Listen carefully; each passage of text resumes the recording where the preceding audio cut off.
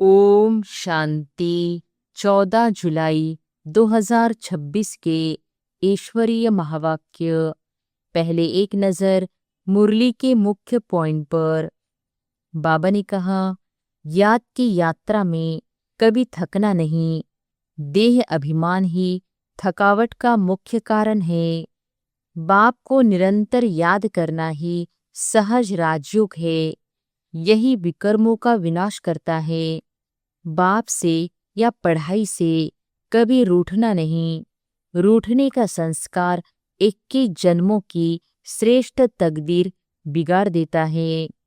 देह अहंकार आध्यात्मिक उन्नति का सबसे बड़ा शत्रु है। और फिर बाबा ने कहा, सी फादर, हर कार्य में शिव बाबा को निमित्त और कर्ता समझो। दुनिया, शरीर और संबंधों से मोह हटाकर केवल एक बाप से बुद्धि योग जोड़ो। धंधा करते हुए भी याद में रहना है। केवल बैठकर योग करना पर्याप्त नहीं। धन का अत्यधिक लोभ नहीं रखना। आवश्यकता अनुसार कर्म करो और शेष समय योग में लगाओ। और फिर लास्ट में बाबा ने कहा, बीमारी और कर्म भोग को ज्ञानपूर्वक स्वीकार करो। उन्हें विकर्म विनाश का साधन समझो। ज्ञान और योग दोनों आवश्यक है।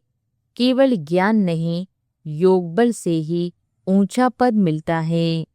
हर कदम श्रीमत पर चलना, क्योंकि श्रीमत पर कदम कदम में पद्मों की कमाई है। मधुबन आकर रिफ्रेश होकर पुनः सेवा में लगना है। और अब सुनते हैं महावाक्यों को विस्तार से। मुरली का सार। मीठे बच्चे, याद की यात्रा में कभी थकना नहीं। देह अभिमान के तूफान थकाते हैं। देही अभिमानी बनो तो थका दूर हो जाएगा। प्रश्न है, कौन सा संस्कार 21 जन्मों की श्रेष्ठ तकदीर को बिगाड़ने वाला है? उत्तर है, अगर किसी में रूठने का संस्कार है, बाप से व पढ़ाई से रूठ जाते हैं, तो 21 जन्मों की तकदीर बिगड़ जाती है। इसलिए बाबा कहते, मीठे बच्चे, देह अभिमान के वश कभी भी यह उल्टा नशा नहीं चढ़ना चाहिए कि मैंने इतनों को समझाया, इतनी मदद की। देखो बाबा कितनी बड़ी अथॉरिटी, फिर भी कितना निरहंकारी है। इसलिए सी फादर। गीत है, रात के राही थक मत जाना, सुबह की मंजिल दूर नहीं। ओम शांति। मीठे मीठे सिकिलधे बच्चों ने गीत सुना। और जो योग युक्त सर्विसेबल बच्चे हैं, वह इसका अर्थ झट समझ लेते हैं। हम रात के राही अर्थात ब्राह्मणों की अब रात पूरी हुई है। भक्ति मार्ग को रात कहा जाता है। आधा कल्प रात का पूरा होता है। हद का भी दिन और रात है। यह फिर ब्राह्मणों का आधा कल्प दिन और आधा कल्प रात होती है। इस समय जबकि बाप आते हैं तो अंधियारा है। प्रभात होने का पहला पूर है। सवेरा हो रहा है। बच्चे जानते हैं। अब बाप कहते हैं, मीठे मीठे बच्चे, याद की यात्रा में थक नहीं जाना। जैसे जिस्मानी यात्रा होती है, आगे पैदल जाते थे, बहुत धीरे धीरे, बीच बीच में मंजिल बनी रहती है। मालूम रहता है हमको फलानी फलानी मंजिल पर ठहरना है। आगे बहुत श्रद्धा से पैदल जाते थे, उसमें बड़ी मेहनत है। अब यह तो बहुत सहज है। इसको कहा जाता है सहज याद व योग। सिर्फ बाप को याद करना है। थकने का मतलब ही है देह अभिमानी बनना, हाँ, इसमें कोई शक नहीं। माया के विघ्न पड़ेंगे, परंतु इसमें थक नहीं जाना है। थक जाने से देह अभिमान आ जाता है। बाप कहते हैं, बच्चे, शरीर निर्वाह के लिए काम तो करना है, उसके लिए छुट्टी है। 8 घंटा शरीर निर्वाह, 8 घंटा आराम, बाकी 8 घंटा इसमें दो। अभी तो पूरा 8 घंटा कोई देते नहीं, अंत में 8 घंटा तक रहेंगे। चार्ट को बढ़ाते रहो। यहाँ जब आकर बैठते हो तो याद दिलाई जाती है, जिसको तुम निष्ठा कहते हो। बाबा की याद में आकर बैठते हो, इसका मतलब यह नहीं कि सिर्फ यहाँ आकर याद में बैठना है। ऐसे बहुत है, समझते हैं 5-10 मिनट योग करके उठे, परंतु बाप तो कहते हैं धंधादौरी करते कहाँ आते जाते हो तो भी तुम योग में रहो। कहाँ गंगा स्नान आदि करने जाते हैं तो राम राम जपते हैं ना। यहाँ तुमको कुछ सिमरना नहीं है, सिर्फ बाप को याद करना है। यह बाप बच्चों से ही बात कर रहे हैं। तुम्हारा कल्याण ही है याद की यात्रा में। इसमें थकना नहीं है। इसमें तूफान बहुत आएंगे। तूफान कोई मिट्टी आदि के नहीं। माया के तूफान आने से बुद्धि का योग टूट जाता है। फिर देह अभिमान में आने से धंधादौरी बच्चे याद आ जाते हैं। बाप कहते हैं, अब तो यह धंधादौरी आदि सब खलास हो जाने हैं। तुम्हारे बच्चे वारिस बनने ही नहीं हैं, सब खत्म हो जाने हैं। अभी तो वारिस बेहद के बाप के खड़े हैं। हद का वर्षा मुर्दाबाद होना है। साहूकार लोग समझते हैं अब बच्चा बड़ा होगा, शादी करेगा, फिर यह होगा। बाप कहते हैं अभी इतना टाइम नहीं है, इसलिए दुनिया से बिल्कुल मोह हटा दो। यह तो कब्रिस्तान है। धंधादौरी बच्चों आदि के चिंतन में मरेंगे तो मुफ्त अपनी बर्बादी कर देंगे। शिव बाबा को याद करेंगे तो आबादी बहुत होगी। देह अभिमान में आने से बर्बादी होती है। देही अभिमानी बनने में आबादी होती है। जितना याद करेंगे उतना भविष्य 21 जन्म वर्षा पाएंगे। याद नहीं करेंगे तो बहुत घाटा पड़ जाएगा। वह फिर कल्प कल्पांतर के लिए हो जाएगा। इतनी बड़ी घाटे की बात है। ख्याल करना चाहिए हम पूरा वर्षा कैसे पाए। धन की भी बहुत लालच नहीं रखनी चाहिए। टू मच में नहीं जाना चाहिए।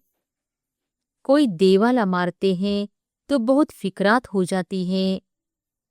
शिव बाबा को बिल्कुल भूल जाते हैं। फिर दोष रखते कि ज्ञान में आए हैं तब देवाला मारा है, बीमार हो पड़े हैं। यह कभी नहीं समझना चाहिए। बीमारी आदि होती है, यह तो कर्म भोग है। अच्छा है, विकर्म विनाश हो जाएंगे। धर्मराज के डंडे खाने से तो बीमारी अच्छी है ना। कर्म भोग चुकतू करना है। यह तो महारोगी शरीर है, कितनी संभाल की जाती है। चलते चलते खड़े हो जाते हैं, हार्ट फेल हो जाते हैं। ऐसी पुरानी दुनिया को तो बुद्धि से एकदम भूल जाना चाहिए। बच्चे देखते हैं बाप नया घर बना रहे हैं तो पुराने से एकदम दिल हट जाती है। कहते हैं बाबा जल्दी से मकान बनाओ। पुराने मकान में तकलीफ बहुत है। तुम भी जानते हो, यह पुरानी दुनिया तो बहुत गंदी है। तुम्हारा यह है बेहद का सन्यास। वह सन्यास करते हैं घर बार का, उसको हद का सन्यास कहा जाता है। तुम सन्यास करते हो विकारों का। बाप कहते हैं देह सहित देह के जो भी तुम्हारे संबंध है सबको तोड़ मामेकम याद करो। यह दुनिया जो इन आँखों से देखते हो इनको भूल जाओ। अभी तुम्हारी बुद्धि जानती है हम स्वर्ग की राजधानी के लिए पुरुषार्थ कर रहे हैं। ज्ञान का तीसरा नेत्र मिला है। यह सब कब्रिस्तान हो जाना है, इससे प्यार नहीं रखना है। आजकल मनुष्यों के पास पैसे बहुत है तो विकार भी तेज हो गए हैं। काम विकार कितना तेज है, काम बिगड़ रह नहीं सकते। 4-5 वर्ष पवित्र रहे, फिर लिखते हैं बाबा आज इनको भूत लगा, काला मोह कर दिया, कितना धक्का खाया, एकदम 5 मार मंजिल से गिरे। पहले पहले है देह अभिमान, ऊपर से गिरा ठक, पुर्जा पुर्जा हो गया, खलास, हड़बुड़ बिल्कुल ही टूट जाती है। फिर पुरुषार्थ करने में टाइम लगता है। यह है सबसे बड़ी चोट। इसलिए बाबा कहते हैं काम महाशत्रु है। विकार को ही पतितपना कहा जाता है। कहते हैं बाबा हमको पतित से पावन बनाओ। भारत में ही संपूर्ण निर्विकारी थे ना, भारत ही निर्विकारी था, अब भारत विकारी है। संपूर्ण निर्विकारी सूर्यवंशी को कहेंगे। भले रामचंद्र के राज्य में भी विकार की बात नहीं रहती, परंतु कला तो कम हो जाती है। 1250 वर्ष कम हो गए तो वह दुनिया की ताकत तो कम हुई ना। इसलिए उनको सतो प्रधान फिर सतो कहा जाता है। तुम चाहते हो हम मम्मा बाबा को फॉलो कर सूर्यवंशी महाराजा महारानी बने। इसमें तकलीफ व खर्चे आदि की तो बात ही नहीं है। इसमें मुख से कुछ बोलना भी नहीं है, सिर्फ याद करना है। इसको ही सहज योग कहा जाता है। इसमें बड़ी मेहनत चाहिए। बाबा के आगे तो सब महारथी है। इसमें योग पूरा चाहिए, तब कुछ तीर लगे। योग बल है ना, योग की बहुत कमी है। विघ्न भी योग में बहुत पड़ते हैं। बेहद का बाप मीठे मीठे बच्चों को बैठ समझाते हैं। बच्चे बाप से व पढ़ाई से कभी रूठना नहीं। रूठेंगे तो 21 जन्म तकदीर से रूठेंगे। बड़े अच्छे अच्छे बच्चे भी रूठ पड़ते हैं। नशा चढ़ जाता है देह अभिमान का। मैंने इतनों को समझाया है। देह अहंकार आने से गिर पड़ते हैं। इसमें अहंकार नहीं आना चाहिए। शिव बाबा को कोई अहंकार है? कितना निरहंकारी है, और है कितनी बड़ी अथॉरिटी। कहते भी हैं मैं साधारण तन में साधारण घर में आता हूँ, साहूकार के घर में थोड़ी ही आता हूँ।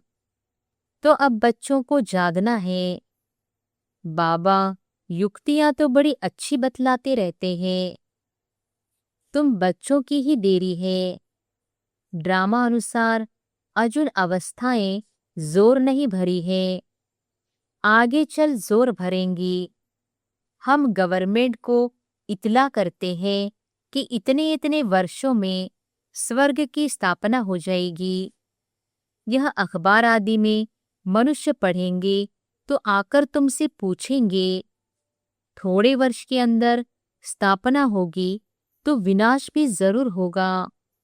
ढेर आएंगे। यह प्रॉपर्टी आदि थोड़े समय के लिए है। इस प्रॉपर्टी को तुम कोई प्रॉपर्टी थोड़ी समझते हो। तुम जानते हो यह तो थोड़े रोज के लिए है। यह मकान आदि रहने के लिए बनाए हैं, क्योंकि मधुबन में बहुत बच्चे आते हैं रिफ्रेश होने के लिए। हेड ऑफिस मधुबन है। आज तुम क्या करते हो, कल क्या करेंगे? यहाँ तपस्या करते हो, फिर दिल्ली, वृंदावन आदि में जाकर राज्य करेंगे। हमारा यादगार कैसे खड़ा है, यह अच्छी रीति दिखाना है। जो काम हम अभी कर रहे हैं 5000 वर्ष पहले भी किया था। पहले पहले शिव बाबा के मंदिर बनाते हैं, बाकी देलवाड़ा मंदिर आदि तो बाद में बने हैं। बुद्धि से काम लेना होता है। दिलवाड़ा मंदिर का भी हिसाब निकाला जाए तो निकल सकता है। पूरा हमारा यादगार है। तुम जानते हो यह स्थापना का यादगार है। तुम मीठे मीठे बच्चों को बहुत खुशी होनी चाहिए। यह सब सर्विस बढ़ाने की युक्तियां निकालने। राम गयो, रावण गयो, जिनका बहुपरिवार है।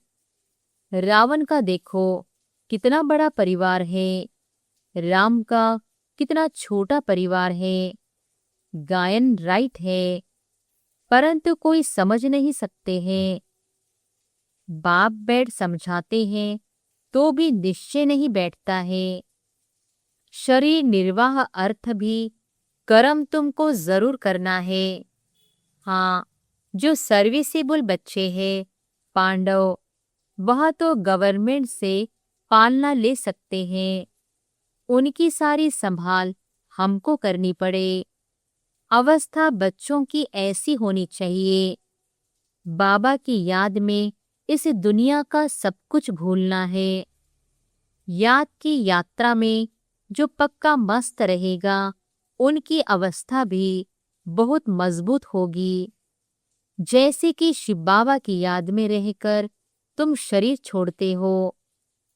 सन्यासी ब्रह्म की याद में शरीर छोड़ते हैं तो भी वायुमंडल में बिल्कुल सन्नाटा हो जाता है। बाबा को अनुभव है, मनुष्य मरते हैं तो घर में सन्नाटा हो जाता है ना। इसमें भी ऐसे होता है। पिछाड़ी में जैसे कि सब कुछ भूल जाते हैं। अब हमको वापस घर जाना है। देह अभिमान छूटता जाता है। पिछाड़ी में शरीर खुशी से छोड़ना चाहिए, हर्षित मुख। बस हम कहाँ जा रहे हैं? ऐसी अवस्था जब होगी तब विजय माला में पिरोने लायक बनेंगे। तुम्हारे में शांति की करंट है। कोई भी आते हैं तो कहते हैं यहाँ शांति बहुत है। यहाँ है रियल शांति। आत्मा शरीर से डिटैच हो जाती है। तुम जानते हो हम आत्मा शांत स्वरूप है। हम अपने स्वधर्म में बैठ जाते हैं। कर्म के बिना तो कोई मनुष्य रह नहीं सकते। वो लोग हठयोग से क्या क्या नहीं करते हैं। तुम अब समझते हो हमारा स्वधर्म ही शांति है। यहाँ हम आए हैं पाठ बजाने। अब वापिस घर जाना है। बाप कहते हैं मुझे याद करो और घर को भी याद करो। बाप को याद करने से वर्षा मिलेगा। बाप कहते हैं मुझे भी घर में याद करो। यहाँ तो मैं टेम्परेरी आता हूँ। तुम्हारी बुद्धि शांति धाम में टिकनी चाहिए, बाबा की याद में। घर का भी वर्षा लेना है ना। वह है आत्माओं का घर, यह है जीवात्माओं का घर। अपने घर को भी नहीं भूलो, बाप को भी नहीं भूलो। बाप को याद करने से ही पवित्र बन घर चले जाएंगे। ज्ञान को धारण करने से फिर राजाई करने आएंगे नई दुनिया में। जितना हो सके औरों को रास्ता बताते जाओ। Always see father. तुम जानते हो बाप ने क्या किया, सब कुछ माताओं को दे दिया। उसने ही डायरेक्शन दिया कि सब कुछ माताओं की सर्विस में लगाओ। एक को देख दूसरों ने फॉलो किया, स्वाहा हो गए। परंतु फिर जब टिक भी सके ना, ड्रामा अनुसार भट्टी भी बननी थी। पाकिस्तान हिंदुस्तान हुआ। तुम्हारी भट्टी पहले शुरू हुई पाकिस्तान में। तुमने नदी को क्रॉस किया। शास्त्रों में तो क्या क्या बातें लिख दी है। प्रैक्टिकल में तो अब तुम सुनते हो ना, फिर कल अब बात तुम ही सुनेंगे। अब आप कहते हैं हियर नो इविल, धंधा आदि भला करो, परंतु हियर नो इविल। बाप कहते हैं हर बात में श्रीमत लो। बाबा इस हालत में हम क्या करें, तो बाबा सब बता देंगे। कोई भी बात पूछनी हो तो तुम बाबा के पास आओ। तुम डरते क्यों हो? कदम कदम पर पूछना है। श्रीमत पर चलने से कदम कदम में पदम है। तुम्हारा सेकंड बाय सेकंड जो पास होता है उसमें पदम है। तो कितनी कमाई हो रही है? अच्छा, मीठे मीठे सिकिलधे बच्चों प्रति मात पिता बाप दादा का याद प्यार और गुड मॉर्निंग। रूहानी बाप की रूहानी बच्चों को नमस्ते। धारणा के लिए मुख्य सार। पहली पॉइंट, विजय माला में पिरोने के लिए इस शरीर से डिटैच होने का पूरा पूरा पुरुषार्थ करना है। देह अभिमान को छोड़ते जाना है। इस दुनिया को बुद्धि से भूलना है। दूसरी पॉइंट, टू मच धन की लालच में नहीं जाना है। बाप की याद के सिवाय दूसरा कोई चिंतन न रहे। कभी भी बाप से व पढ़ाई से रूठना नहीं है। वरदान है, मालिकपन की स्मृति द्वारा हाईएस्ट अथॉरिटी का अनुभव करने वाले कंबाइंड स्वरूपधारी भव। मालिकपन की स्मृति द्वारा हाईएस्ट अथॉरिटी का अनुभव करने वाले कंबाइंड स्वरूपधारी भव। पहले अपने शरीर और आत्मा के कंबाइंड रूप को स्मृति में रखो। शरीर रचना है, आत्मा रचता है। इससे मालिकपन स्वतः स्मृति में रहेगा। मालिकपन की स्मृति से स्वयं को हाईएस्ट अथॉरिटी अनुभव करेंगे। शरीर को चलाने वाले होंगे। दूसरा बाप और बच्चा शिव शक्ति के कंबाइंड स्वरूप की स्मृति से माया के विघ्नों को अथॉरिटी से पार कर लेंगे। स्लोगन है, विस्तार को सेकंड में समाकर ज्ञान के सार का अनुभव करो और कराओ। विस्तार को सेकंड में समाकर ज्ञान के सार का अनुभव करो और कराओ। ये अव्यक्त इशारे ज्वाला स्वरूप स्थिति में रहे शक्तिशाली याद का अनुभव करो। पाप कटेश्वर व पाप हरनी तब बन सकते हो जब याद ज्वाला स्वरूप होगी। इसी याद द्वारा अनेक आत्माओं की निर्बलता दूर होगी। इसके लिए हर सेकंड, हर श्वास बाप और आप कंबाइंड होकर रहो। कोई भी समय साधारण याद न हो। स्नेह और शक्ति दोनों रूप कंबाइंड हो। अच्छा, ओम शांति।